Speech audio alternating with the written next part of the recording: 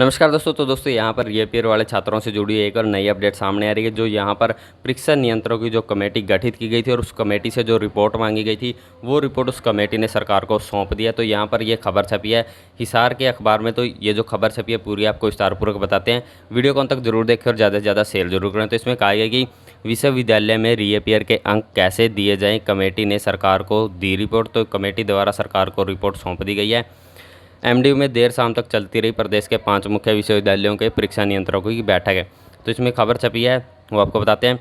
प्रदेश के सभी विश्वविद्यालयों में विद्यार्थियों की रीअपीयर वाली परीक्षाओं में किस आधार पर अंक दिए जाएँ अभी तक स्पष्ट नहीं हो पाया है। बुधवार को इस संबंध में प्रदेश के 5 मुख्य विश्वविद्यालयों की परीक्षा नियंत्रकों की बैठक हुई, जिसके बाद रिपोर्ट उच्चतर शिक्षा विभाग के प्रिंसिपल सेक्रेटरी को सौंप दी गई है।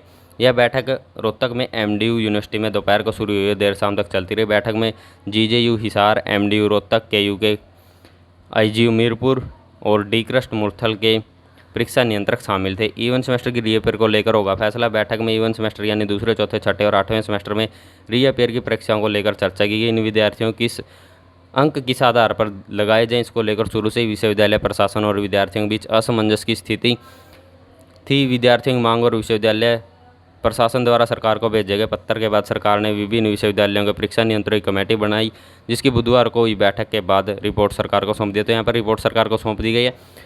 और जो यहाँ पर देखिए छात्रों को जो रीअपीयर वालों को प्रमोट किया जाए, तो हमारे हिसाब से जिसके प्रीवियस एग्जाम्स ज़्यादा से ज़्यादा क्लियर है, प्रीवियस सेमेस्टर ज़्यादा से ज़्यादा क्लियर है, उनको यहाँ पर ज़्यादा बेनिफिट हो सकता है, क्योंकि उनकी एवरेज अच्छी रहेगी। तो उनकी एवरेज अच्छी रहेगी तो अगर उनकी अभी जो रहती हैं वो कम रहती हैं तो उनको ज़्यादा बेनिफिट हो सकता है। तो यहाँ पर देखिए इसमें कहा कि रेगुलर विषयों के लगाए जा चुके हैं। इस कमेटी की रिपोर्ट में विद्यार्थियों की मई में रद्द की गई रीअपीयर की परीक्षाओं के अंक देने को लेकर विकल्प सुझाए गए हैं। यहाँ पर सुझाव दिए गए हैं।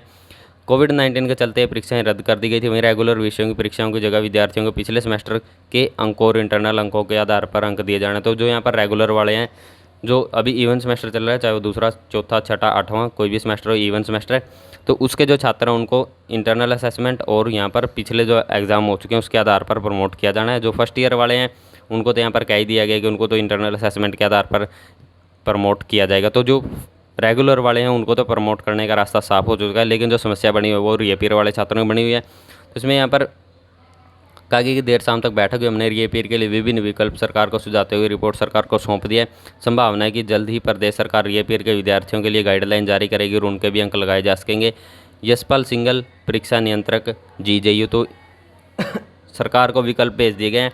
तो यहाँ पर एक सुझाव ये भी हो सकता है कुछ छात्र, जैसे कि रीअपीयर वालों की कैटेगरी भी तो बहुत बन जाती है, जैसे कि किसी की कम रही है, किसी की ज़्यादा रही, किसी की एक सेमेस्टर में रही है, किसी की एक से ज़्यादा सेमेस्टर में। तो इस बात को भी ध्यान में रखकर रिपोर्ट में बातें कही गई होंगी कि यहाँ पर जिस स्टूडेंट की, मान लीजिए किसी की 3 सेमेस्टर है, किसी की 3 सेमेस्टर में रही है, किसी की एक सेमेस्टर में 1 रही है, 2 रही है, तो जिसके जितने ज़्यादा सेमेस्टर क्लियर हैं उसको उतना ज़्यादा बेनिफिट हो सकता है, और जिसकी जितनी ज़्यादा रहती हैं, 10 रहती हैं, 12 रहती हैं, उसको थोड़ा सा दिक्कत हो सकती है। तो यहाँ पर देखना ये होगा कि यहाँ पर जैसे कि कोई छात्र ऐसा है जिसके 6 पेपर में से 1 रहता है, कोई छात्र ऐसा है जिसके 6 में से 6 रहते हैं, तो 6 में से 6 वाले को तो यहाँ पर किस आधार पर प्रमोट किया जाएगा, क्योंकि उसका तो कोई भी एग्ज़ाम क्लियर नहीं है। दूसरी तरफ वो है कि जिसके 6 में से 5 क्लियर है और 1 पेपर उस छात्र का रहता है, 1 रहती है, तो उसको तो कहीं ना कहीं उसकी एवरेज ज़्यादा बनेगी जिसके ज़्यादा सब्जेक्ट क्लियर हो चुके हैं। तो यहाँ पर जो 5 रीअपीयर का जो पॉलिसी वाली जो वीडियो हमने बनाई थी उसको लेकर भी अपना सुझाव देगी। जो यहाँ पर 5 रीअपीयर पॉलिसी है, क्या वो ठीक रहेगी, या फिर जो यहाँ पर जो जिसकी एवरेज अच्छी बनती है उसी को प्रमोट किया जाना चाहिए, क्योंकि यहाँ पर जिसकी एवरेज अच्छी नहीं बनती है तो छात्र पढ़ते नहीं होंगे। तो जो नहीं पढ़ते हैं, जो योग्य नहीं है, उनको यूनिवर्सिटी क्यों प्रमोट करे और किस आधार पर प्रमोट करे। तो इस बारे में अपनी राय कमेंट बॉक्स में ज़रूर दें कि यहाँ पर क्या सभी छात्रों को प्रमोट किया जाना चाहिए या सिर्फ उन्हीं छात्रों को प्रमोट किया जाना चाहिए जो इस चीज़ के लिए योग्य हैं, जो प्रमोट किए जाने के योग्य हैं, जो ये चीज़ डिजर्व करते हैं, जो प्रमोट होना डिजर्व करते हैं। इस बारे में कमेंट बॉक्स में अपनी राय जरूर दें, और जो 5 रीअपीयर पॉलिसी है उसके बारे में भी कमेंट बॉक्स में अपनी राय जरूर दें। और अगर आपके पास कोई अन्य राय है तो वो भी ज़रूर दें। यहाँ पर जो रिपोर्ट है वो सरकार को सौंप दी गई। अभी जो है सरकार द्वारा जो डिसीजन आएगा उसी पर यहाँ पर यूनिवर्सिटीज़ काम करेंगी, उसी को आधार मानते हुए छात्रों को प्रमोट करने के बारे में यहाँ पर आगे की जो प्रक्रिया है वो पूरी की जाएगी।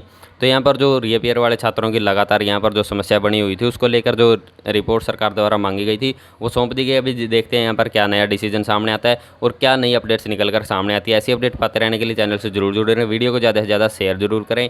वीडियो को अंत तक देखने के लिए आप सभी का बहुत बहुत धन्यवाद।